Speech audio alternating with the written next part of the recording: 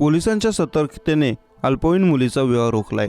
मुलीची इच्छा नसतानाही तिचे कुटुंबीय कमी वयात तिचा विवाह लावून देत असल्याची घटना वर्धा तालुक्यातील धोत्रा गावात घडली आहे। धोत्रा गावातील रहिवासी 14 वर्षीय मुलीचे लग्न लावून देण्यात येत असल्याची माहिती होताच सावंगी पोलीस ठाण्याचे सहाय्यक पोलीस निरीक्षक संदीप कापडे यांनी वेगवान हालचाली करून धोत्रा गाव गाठत नवरदेव बोलेवर चढण्यापूर्वीच होणारा बालविवाह रोखला। दुपारच्या सुमारास हा प्रकार घडला। या प्रकरणी महिला व बाल विकास अधिकाऱ्यांच्या तक्रारीवरून बालविवाह प्रतिबंधक कायद्याअंतर्गत विविध कलमान्वये वधूवर मंडळातील सदस्यांविरुद्ध गुन्हा दाखल केला। धोत्रा गावातील 14 वर्ष 10 महिन्यांच्या मुलीचा विवाह बेनोडा रेल्वे येथील रहिवासी धनराज राजेंद्र येडमे वय वर्ष 31 तरुणासोबत होत असल्याची माहिती सावंगी पोलिसांना मिळाली। पोलिसांनी धोत्रा गाव गाठून होणारा बालविवाह रोखला। वधू आणि वराचे जन्म दाखले आधार कार्ड तपासणी केले असता मुलगी अवघ्या 14 वर्ष 10 महिन्याची असल्याचे समजले। पोलिसांनी तत्काळ याची माहिती महिला व बाल विकास अधिकारी यांना दिली। महिला व बाल विकास अधिकाऱ्यांनी घटनास्थळ गाठून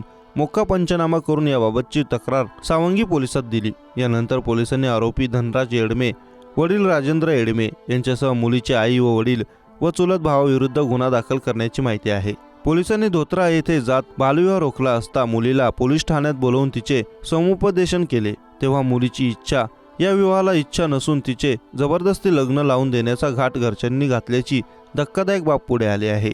त्यामुळे पोलिसांनी देखील तत्काळ गुन्हे दाखल केले। अल्पवयीन मुलीचे लग्न करणे हा कायद्याने गुन्हा आहे। असा बालविवाह करणाऱ्यास 2 वर्षे कैद किंवा 1 लाख रुपये दंड किंवा दोन्ही शिक्षा बालविवाह प्रतिबंध अधिनियम होऊ शकतात।